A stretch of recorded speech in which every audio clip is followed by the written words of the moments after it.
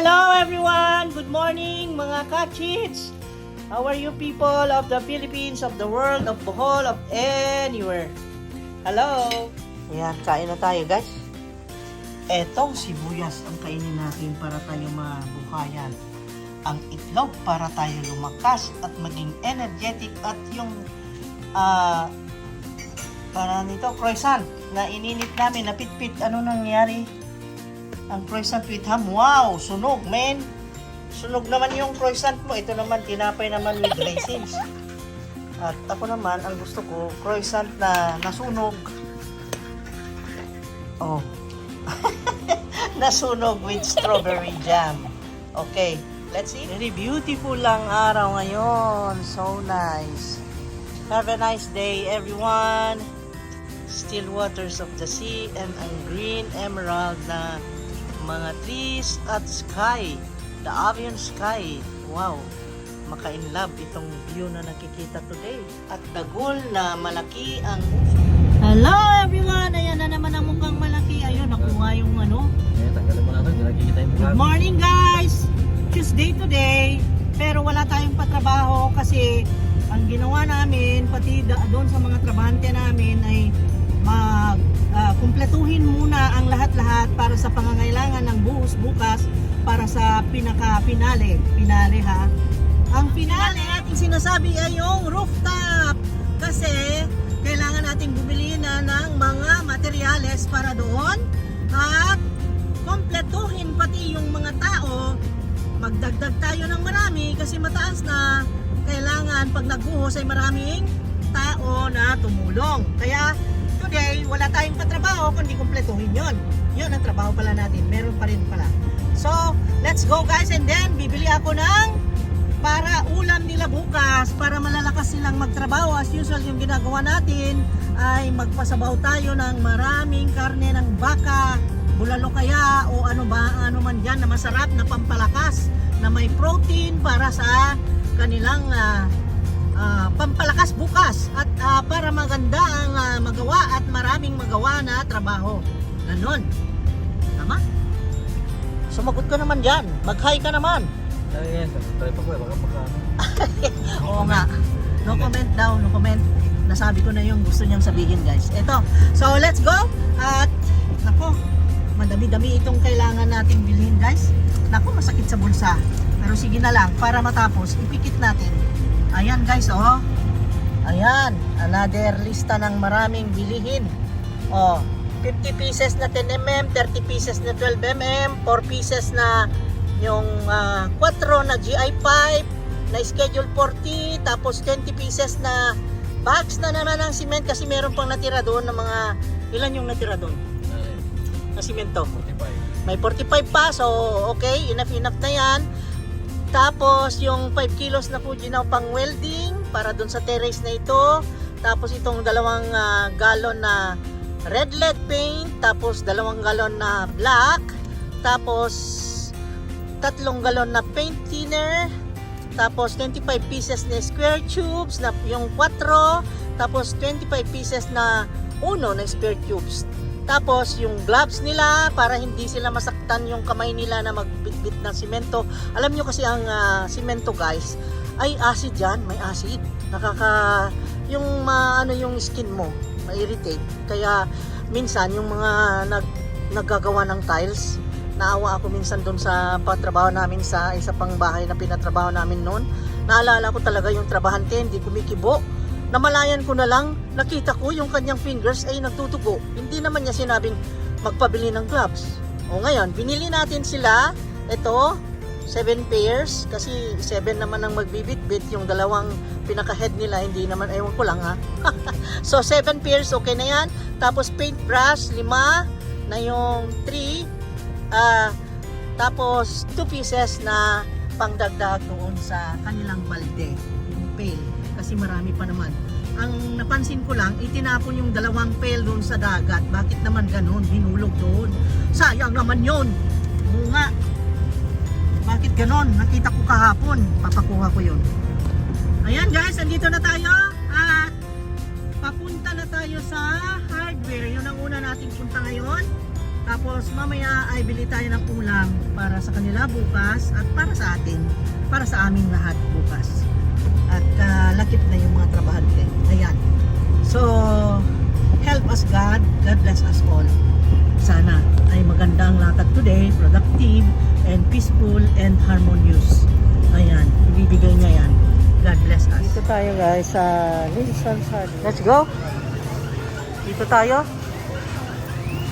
Hi guys, nandito na naman tayo. Nandito tayo sa naglilista na sila. At meron din silang nakalagay dito, please wear face mask and observe social distancing. Ang sabi nila. Now available color group. Ayan, magpatalastas pa tayo. Oh. Ayan, may mga available silang mga items na bago. May priority number kaya sumunod kami at sinerte kami pagkakuha ko ng number, yun ang tinawag. Ang galing ano? At mamaya ay punta tayo sa dito na lang kaya sa market tayo bumili ng para sa tanghalian nila bukas. Sa inyo ni mo dai? Ha? Jennifer? Jenicel. Jenicel? Wow! Unique name! Jenicel!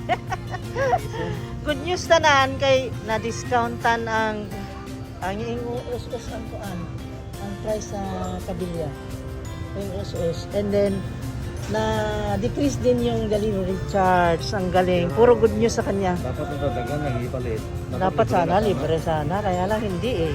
Mahal pa rin eh. Ang delivery charge, delivery. Dati, 600, ang kanin? 600 plus eh. Ngayon, 500 na lang. Pagkatapos nito guys, punta tayo sa palengke or sa supermarket. Bili na tayo nung pasabawan natin na karne ng baka. Ayaw niya sabihin kong baka kasi buo yun na baka. Kailangan meron siyang word na karne ng baka. Diba? Ganon kaya ganon kaya maglalaga ako ng bulalo na lang, bulalo.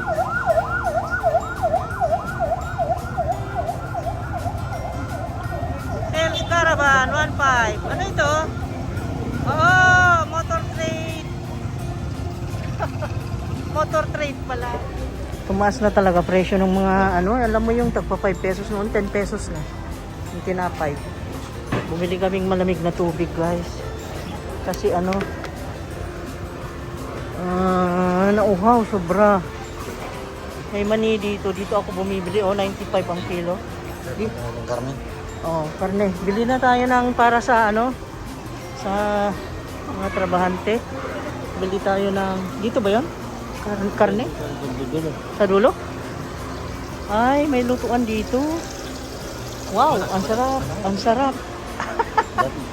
Ang sarap, ang sarap ng niluluto niya. Ang sarap niluluto ni Manang. Oh, nangangamoy daing. Oh, sarap. Yummy. Hantod na lang ko yummy. Gusto kong magsudanani kaling kay ang akong mga sakop di man. Pero gusto man nila ni, hani, sarap yan. Danggit, sarap yan. Ay, nagutom tuloy ako. Bili tayo ng karne ng baka. Hi.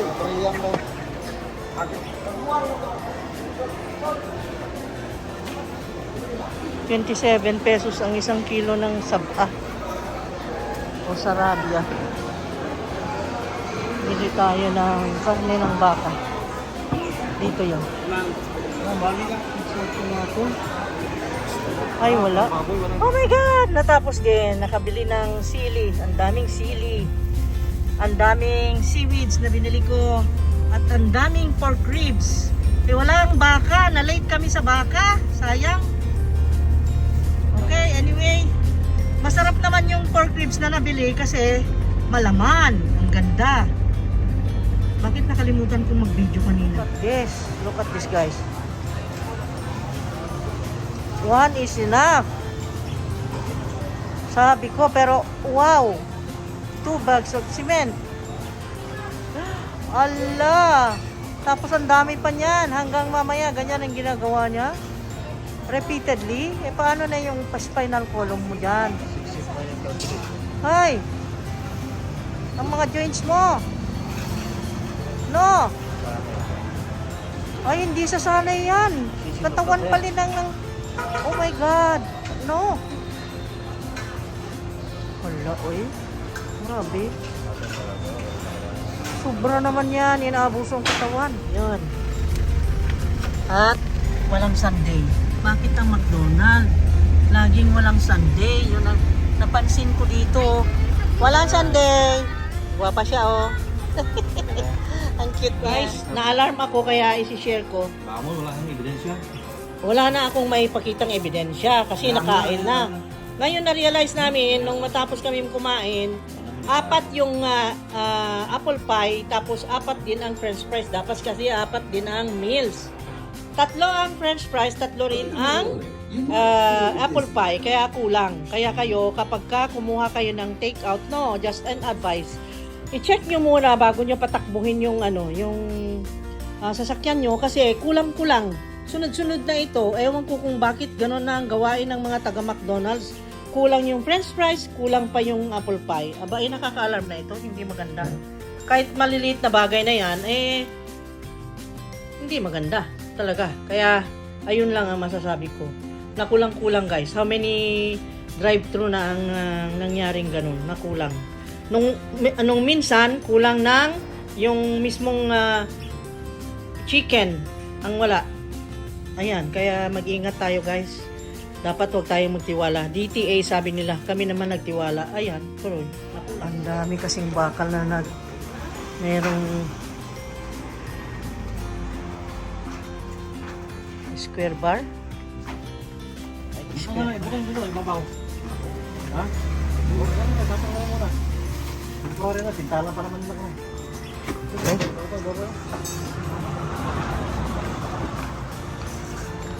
Wala kasi yung mga trabante namin ngayon. Siyempre, kinumpleto muna namin materyales at saka magtawag pa kami ng katulungan. Nakakontak na ako ng 3 dagdag.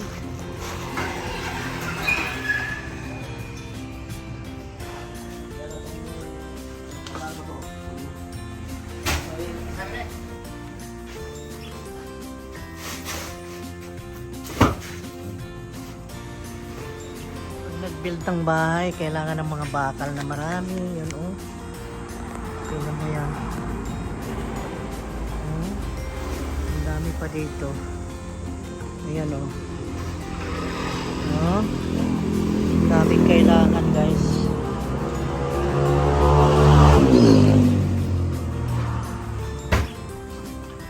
Very strong man. Pero buo buyag. Ay ko, kinara to eh. Alam nyo guys, ayan o, isali ko dito sa vlog. Ikaw ang may kasalanan. Bakit? Kasi yung pinagkukwentuhan Teka namin. lang. Kasi siya mahilig sa TikTok guys. Hindi natutulog, matulog na sana kami. Eh ang kwentuhan namin ay ganito.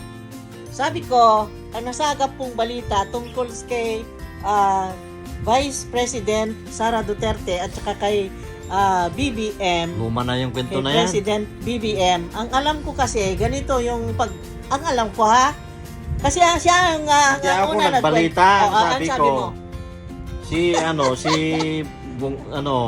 Si Sara Duterte sabi niya, aray ko, tumakbo ka na kanya. Sabi ni Bongbong, sige tumakbo na presidente kanya kay Sara, di ba? Oh. Ang sabi naman ni Sara, ayaw naman niya, ikaw ang maging presidente kanya, hindi ikaw na ako man vice kanya, di ba? Oh. Sinabi ko siya ako nagkukwento, bakit ayaw mo kung pakiniwalaan na Okay yung sinabi mo, pero hindi kumpleto ba? Kasi ganito ang nangyari. Ako nagsabi, ayaw mong Ang kulit nito guys, hindi naman kumpleto yung kwento niya eh. Gusto ko kumpleto yung magmula nung pumunta si Bibi. Ganun ba yung tama ba yung nasagap pong balita na si BBM ay pumunta sa Davao? Yun ang umpisa. At ang sabi niya na tumakbong presidente si Ma'am Sara Duterte. At ako ang bise mo kanya. At ako ang bise, sabi raw ni BBM. Ngayon, ewan ko paano bang istorya na hindi natuloy yun. Hindi pumayag si Sara, no? Tapos itong pagkakataon na ito, itong pagkakataon na yun nga ito ay si Ma'am Sara na ang nagsabi Na tumakbo ka na, presidente kanya, di ba? Oo. tumakbo kang presidente kanya, no? Oo. Ayun. Diba sabi ko mabait si dahil ginanon niya si Bongbong ba? Oo nga. Mapagbigay din si Ma'am Sara. Si Oo nga, Vice mapagbigay, President. sobra. Pareho silang mababait, Maganda sobra. kombinasyon nila ba? At saka mapagbigay ang bawat isa. Yung bang, ang pagkasabi na maging vice president siya kay Sara, napaka-humble na ano ba, isipin. Oo. Na inoperan niya na ako na lang vice, tumakbo kang Pareha silang hambuloy. Pareha sila. Pati si Bongbong, di ba sabi niya, tumakbo ka na presidente. Ah, Si Sara, ayaw naman niya, di ba sabi niya, kaya ayaw. nga, kaya Ikaw nga. na lang tumakbo. Mm. Ako naman ang vice. Ayun. Di pareha silang humble. Kaya nga, parehong humble. Lagi. Kaya swerte natin. Mm. Ay, sorry guys, nasali kayo. Nagsisiesta kami. Nagpapahinga kami dito. Alam nyo, nagdidiskusyon ka. Kasi tumitingin kami sa mga nandyan sa online, mga balita, ganon, bago kami Pero lumang balita na magpahinga. Galing kami sa labas, di ba, kanina? Galing kami sa, sa hardware. Ayun. Nakita niyo mo naman yung lakad namin. Oo. Gusto pa raw ng tupek ito. Huwag kang ganyan. Uy, nakikita tayo lang. yan. Baka na